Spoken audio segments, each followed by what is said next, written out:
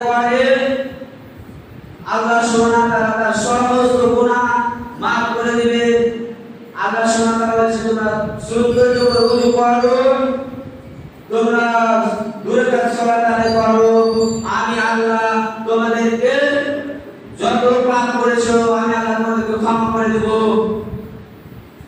জোর থেকে আসর পর্যন্ত যত গুনাহ করেছো আমি আল্লাহ তোমাদেরকে ক্ষমা করে দেব।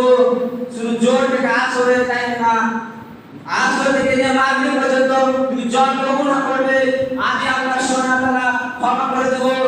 সুন্দর করে ওযু করে দূরে সালাত আদায় করো, আমার নিকটে ক্ষমা প্রার্থনা দাবি করো, আমি আল্লাহ তোমাকে ক্ষমা করে দেব। অবশ্যই আমি দয়াবান মেহেরবান, আমি ক্ষমা করব।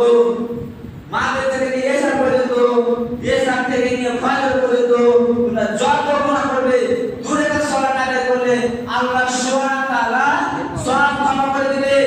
আল্লাহর নিকটে তোমরা ক্ষমা চাও, আল্লাহ সুবহানাহু ওয়া তাআলা অবশ্যই তোমাদেরকে ক্ষমা করবে। আল্লাহ সুবহানাহু ওয়া তাআলার নিকটে তোমরা ক্ষমা চাও, আল্লাহ সুবহানাহু ওয়া তাআলা তোমাদেরকে ক্ষমা করবে। ইয়া আইয়ুহাল্লাযীনা আমানু আস্তাইনু ওয়াসতাগফিরুস সালাত ইন্নাল্লাহা মা'আস সাবিরিন। অবশ্যই আমি আল্লাহ ধৈর্যশীলকে পছন্দ করি এবং ধৈর্যশীলকে আমি আল্লাহ ভালোবাসি। কোন ব্যক্তি যদি ধৈর্য সহকারে দূরে থেকে সালাত আদায় করে, আমার নিকটে ধৈর্য সহকারে সালাত আদায় করে, আমি আল্লাহ তোমাদেরকে ক্ষমা করে দেব। আমি আল্লাহ তোমাদেরকে ক্ষমা করে দেব।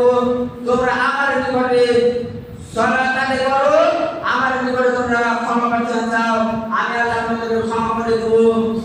ভাবেন মুসলিম দিনী সবার ভাই, যদি আল্লাহ সুবহানাহু ওয়া তাআলা দূরে থেকে সুন্নাত সালাতের যদি এত মর্যাদা দেয়, আল্লাহ সুবহানাহু ওয়া তাআলা